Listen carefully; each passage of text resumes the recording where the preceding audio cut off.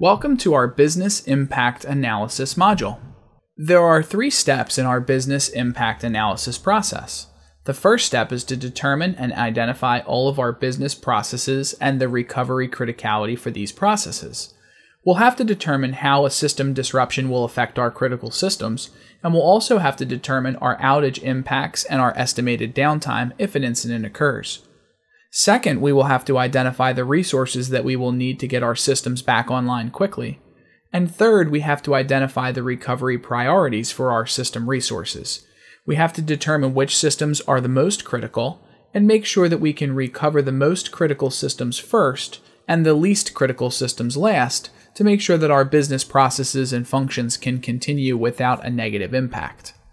When we're conducting our business impact assessment, we will have to determine how we will be affected if an incident occurs, and we'll also have to determine how long we can be without our systems. First, we'll have to identify our corporate assets and determine the risks that are associated with each of those assets. During our inventory process, we will have to determine what our assets are, and an asset is anything that has value for our organization. While we are identifying our assets, we will have to perform a criticality assessment to determine which assets are the most critical and which are the least critical. We'll have to perform a risk assessment on each of our assets to determine what risks may exist and how we can mitigate those risks, and then we'll have to assign our recovery goals and priorities. While we're conducting our business impact assessment, there are several key metrics that we will come up with. Our MTD, or maximum tolerable downtime, is the amount of time we can spend without our resource. The RTO, or recovery time objective, is how quickly we can recover if an incident occurs. And our recovery point objective is the amount of data loss we can sustain. A lot of systems will not allow us to lose any data because the data is very important to the organization. We also may need to consider the cost of the downtime. For example, some businesses, like maybe Amazon, if their website goes offline, they could be losing millions of dollars in sales per hour. We also have to consider our recovery expenses and our loss of credibility. If we have a data breach, for example, and we release our customers' sensitive information, then we could lose credibility in the industry and no longer have those customers. Our recovery point objective is the maximum amount of time that an organization will tolerate between backups. This means that the maximum amount of data we can lose will be the data that was created between the time that the last backup was successfully generated and the time that the incident occurs. Most businesses will not allow any data to be lost. The RTO, or recovery time objective, is how long it will take us to restore all of our data and resume our normal business operations after an event occurs. This includes the time it will take you to reinstall the system, restore the data from your last backup or RPO point, and get the system secured so that it can go back online and you can resume your normal operations. Immediate recovery is the most desirable, but it will also be the most expensive. This is typically done by having a mirrored hot site with a current copy of all of your data. In the event of an incident where your primary location goes offline or is destroyed, the secondary system or the backup system will automatically take over operations where the first system stopped, and you will not lose any data and you will not have your system go offline for any point of time. The maximum tolerable downtime is the amount of time that we are allowing our systems to be offline. Depending on our organization, this could be only a few minutes or it could be several days. You do want to be familiar with the RPO, the RTO, and the MTD because you may see these metrics on the CISSP examination and you want to be able to know the difference between them.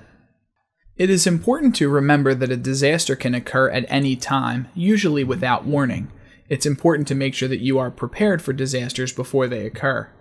You also have to make sure that you're in compliance with any legal regulations based on your industry. There are several different types of losses that you can experience in your business if an incident occurs. You could lose revenue, an interruption in your cash flow. You could have extra expenses if a disaster occurs, like needing to purchase new equipment or rent out extra space for your organization. You may compromise your customer service by disrupting customer service and upsetting your clients. You could violate contracts that you have, which could generate penalties and a loss of future business. You could have your customers lose confidence in you, and this could damage your reputation and create a large financial impact. And if you fail to meet your legal and regulatory requirements, you may need to pay fines, or you may lose a license, or could even be sentenced to jail for failing to practice due diligence. It's also important to know how to prioritize an immediate crisis versus a smoldering one. So do you need to take an immediate action? It's a high priority incident that needs to be dealt with right away. Or can you delay response on an item for a short period of time, making it a low priority?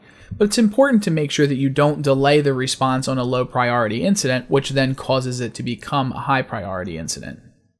Once you have finished conducting your business impact analysis, you should have identified all of your critical departments and resources, determined your threats and risks, discovered the impact that risks could have on your organization, determined the outage time that would be acceptable, determine any recovery alternatives, and also determine how to prioritize your recovery steps based on the criticality and relationship of each individual system that's affected.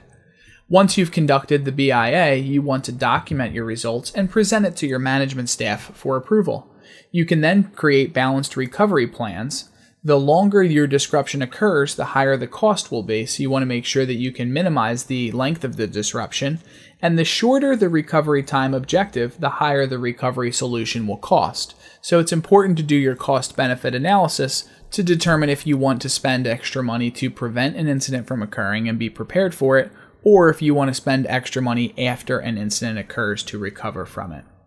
Once we've conducted our business impact analysis and submitted it to management, we can then derive our disaster recovery plan and our business continuity plan.